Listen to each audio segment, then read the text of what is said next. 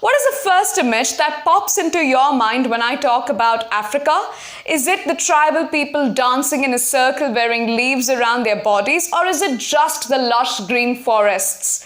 Guess what? That's not the complete picture of Africa at all. In fact, it's rarely a picture of Africa. For centuries, Africa and African narratives have been shaped by colonial perspectives, reinforcing very limiting stereotypes.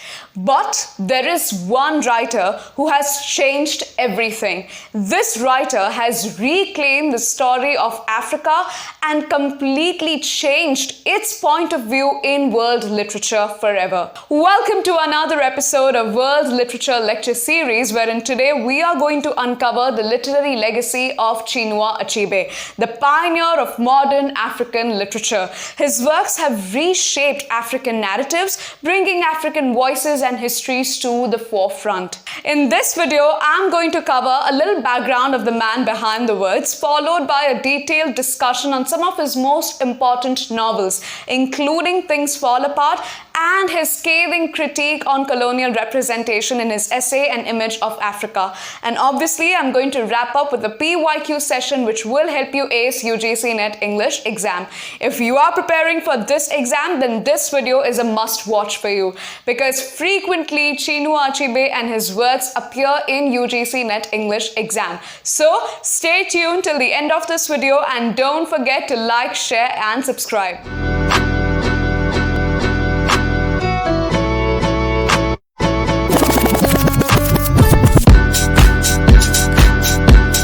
Speaking of Chinua Achebe, he is considered to be the central figure in African literature.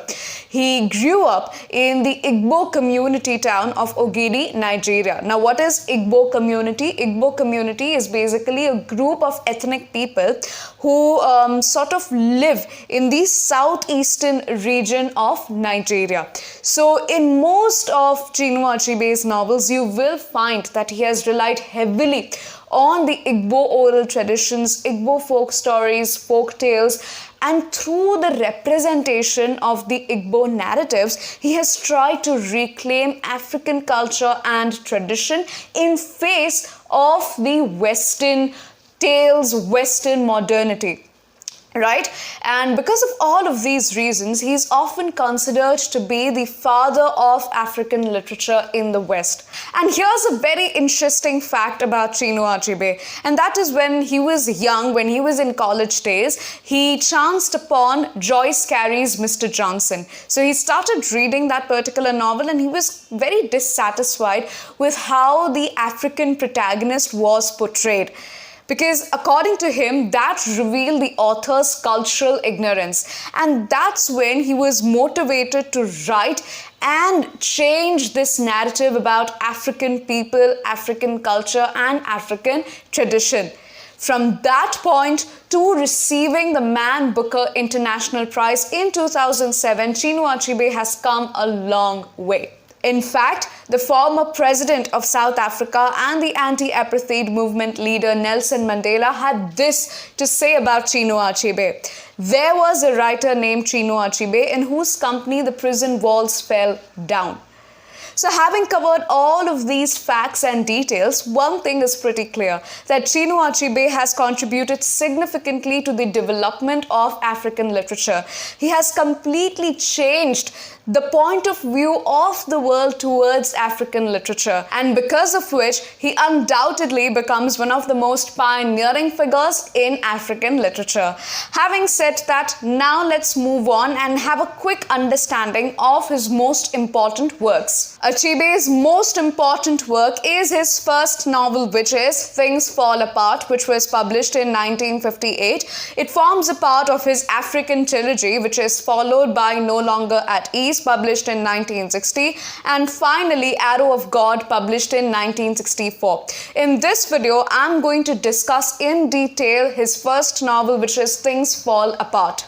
Talking about Things Fall Apart, as I've mentioned before, it is his debut novel that was published in 1958. The title itself is borrowed from a poem called as The Second Coming by W.B. Yeats. W.B. Yeats is one of the most important writers, poets of the modern age. He was responsible for the Irish revival, for the Irish movement in modern theatre, along with John Millington Synge and Sean O'Casey.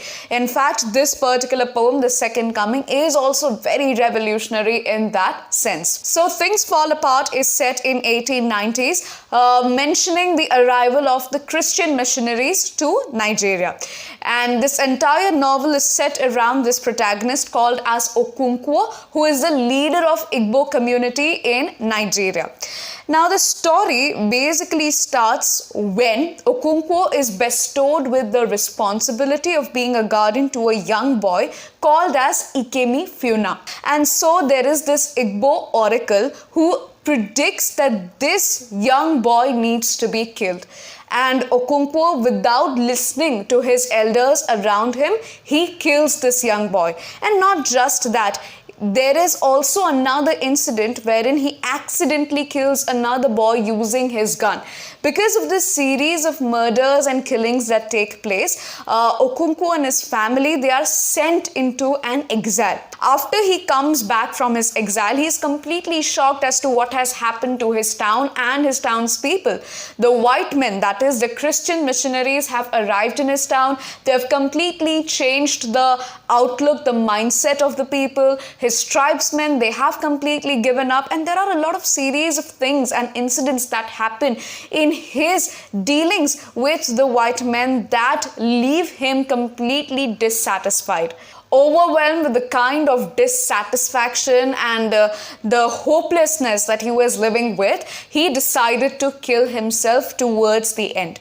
This entire novel does rely heavily on the Igbo oral tradition, their folk stories and their folk tales, especially in the beginning of the novel, borrowing a lot from their African tradition and ethnicity.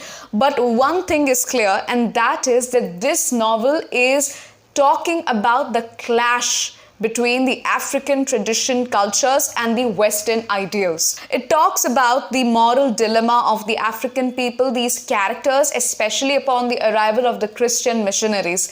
The dilemma as to whether I should adopt their cultures, the Western ideals, their viewpoints, or should I try to preserve my African culture and tradition? This is something that Chinua Achebe has very aptly described and represented in Things Fall Apart.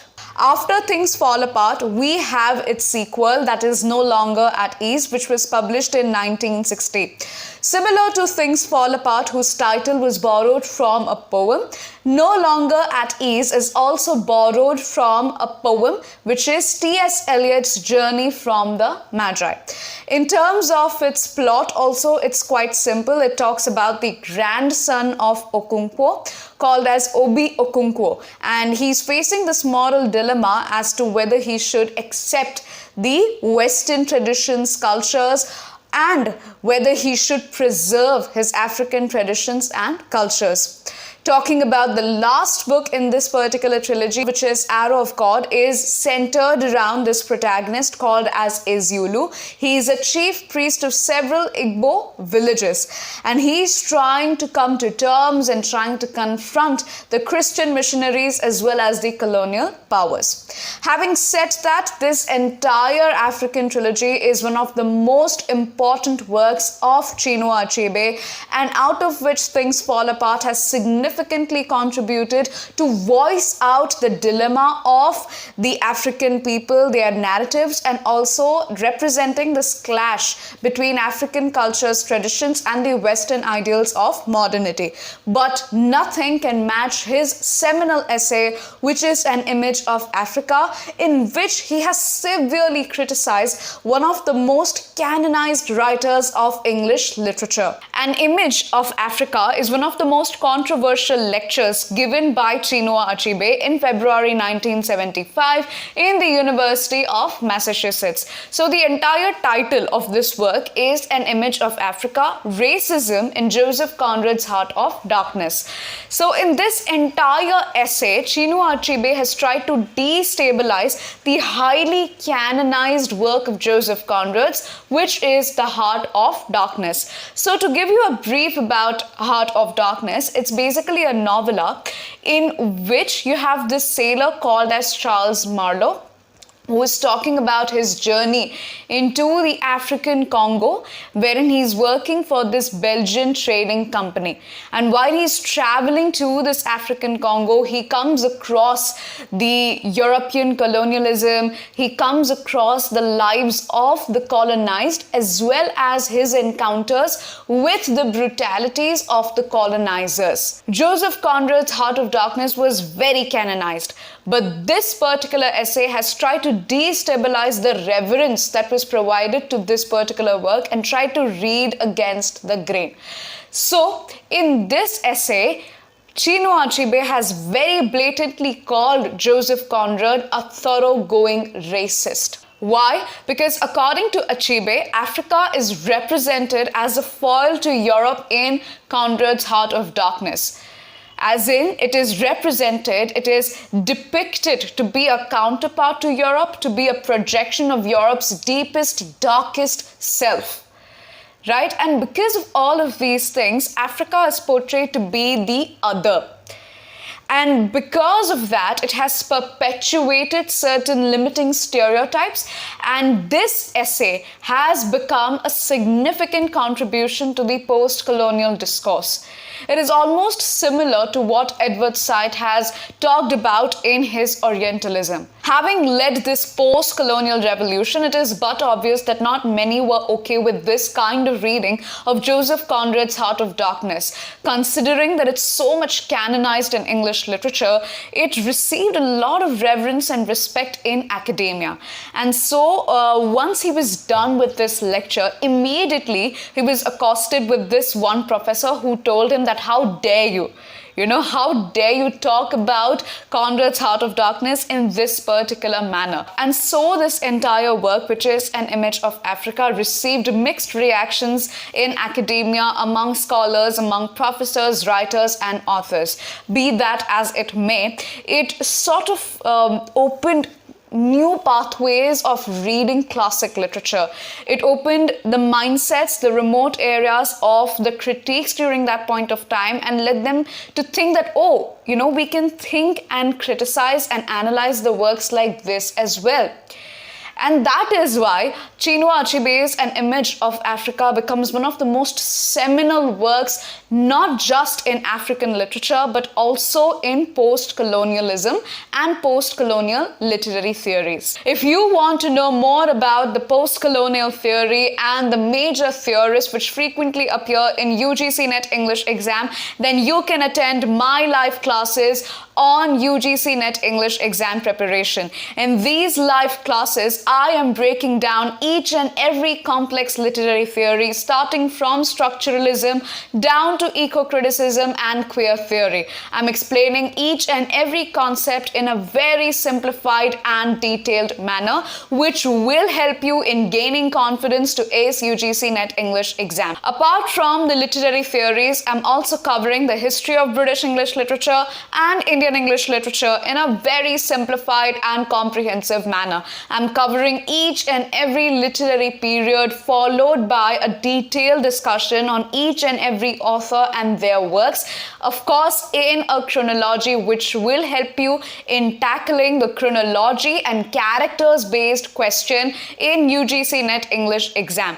If you want to know more about the kind of courses I provide, the sessions I take, and the notes I offer, please check out my Topmate page. It's called topmate.io/Riya Gandhi. I've shared the link in the description box below, so don't forget to check it out. Having said that, let's move on with the video and discuss the frequently asked questions on Chinua Achebe and his works in UGC-NET English exam. Now, the first question that we are going to discuss in this video was asked in UGC-NET English exam 2023.